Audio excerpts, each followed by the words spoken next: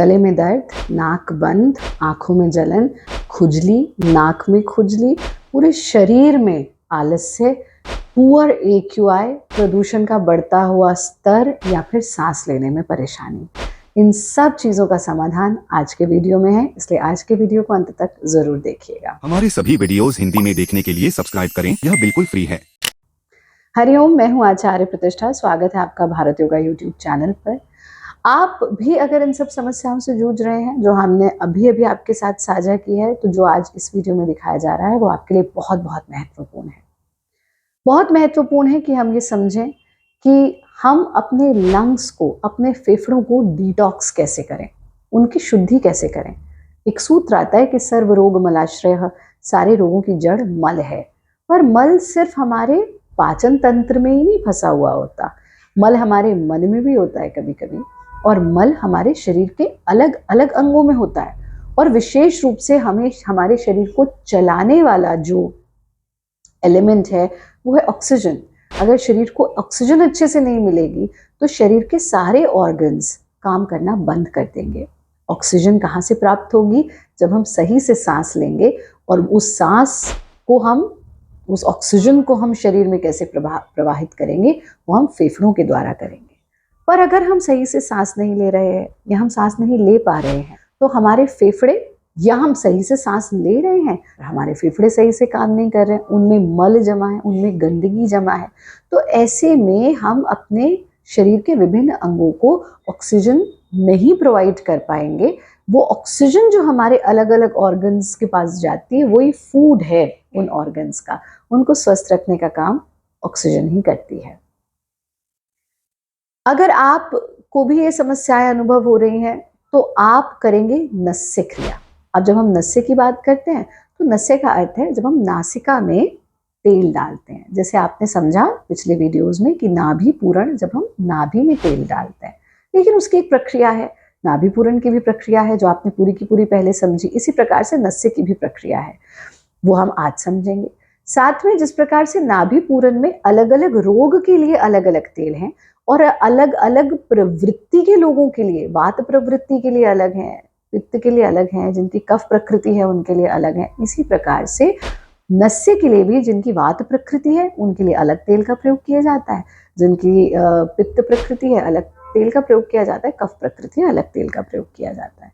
पर हम आज इसको इलैबोरेट नहीं कर रहे कि कौन सी प्रकृति वालों को नस्य में कौन सा तेल प्रयोग करना है। आज हम बात कर रहे हैं कि सभी लोग जो समस्याएं हमने बताई हैं उनसे निजात पाने के लिए, उनसे दूर होने के लिए, उनसे मुक्ति पाने के लिए कौन सा ऐसा तेल जो सारी प्रकृति, चाहे वात प्रकृति, पित्त प्रकृति, कफ प्रकृति, सब प्रयोग कर सकते हैं। तो आइए सीधा सीधा समझते हैं।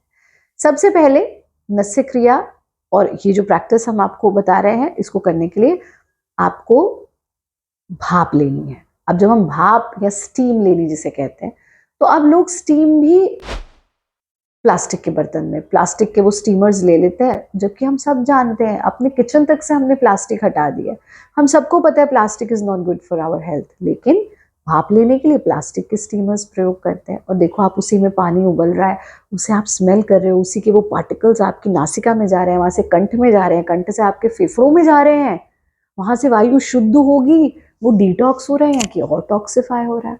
तो हमको क्या करना है? भिगोना लेना है, स्टील का भिगोना, अपना एल्यूमिनियम का भी नहीं लेना, स्टील का भिगोना लेना है, उसमें पानी बॉईल करना है। ये जो पानी उबल रहा है इसमें हम कुछ लगभग कुछ दाने अजवाइन के इसमें डाल दीजिए। अब इसे उबलने दीजिए, फिर आप फ्लेम बंद कर दो, एक तौलिया लो और इसे गहरा स्मेल कीजिए। बहुत तेज गर्म पानी से हमको स्टीम नहीं लेनी है, ऐसा नहीं कि नाक ये पूरा ट्रैक ही आप जला लें, माइल्ड से आप स्टीम लीजिए। उसके तुरंत बाद आप कमर के बल लेटेंगे, गर्दन को ऐसे पीछे ढीला छोड़ दीजिए, और गाय का शुद्ध देसी घी जो आप भोजन के लिए प्रयोग करते हैं, बाजार का नहीं, घर का बनाया हुआ, अपनी गैया का हो तो सर्वोत्तम, उसके सिर्फ 2 बूंद, 2 बूंद दोनों नॉस्ट्रिल्स में डाल दीजिए। और जैसा कि इस पूरी वीडियो का टाइटल ही है, 2 बूंद आपके फेफड़ों को शुद्ध कर देगी। तो किस समय करना है? अच्छा, वो जब डाल दिया उसके बाद आप थोड़ी देर लेटे रहिए, लेट इट गो। उसका असर आपको यहाँ माथे पर महसूस होगा, आंखों में भी हो सकता है, गले पर होगा, उसे महसूस कीजिए, यानी वो जा रहा है, यानी ट्रैक खुल गया है।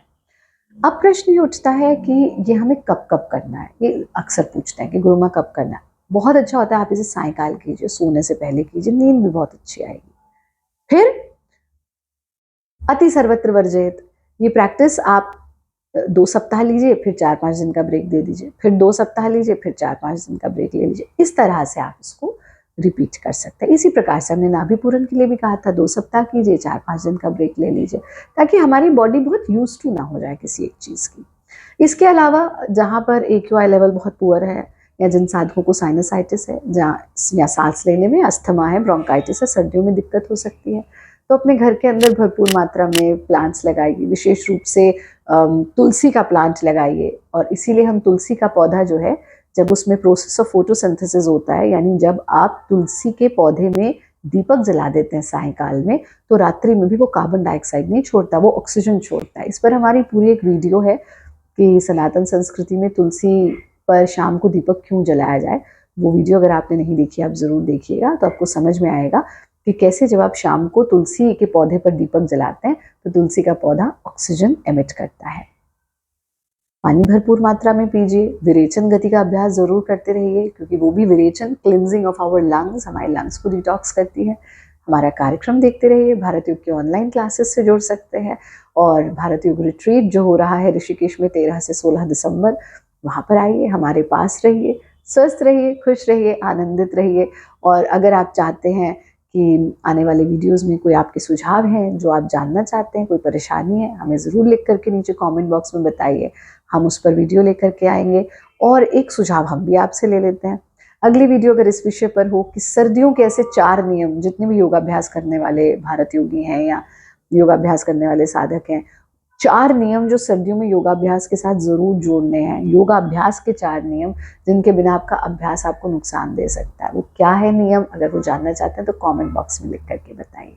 सबके लिए बहुत शुभकामनाएं, खुश रहें, स्वस्थ रहें, आनंदित रहें, हंसते रहें, मुस्कुराते रहें। हरिओम, जय हिंद, वंदे मातरम।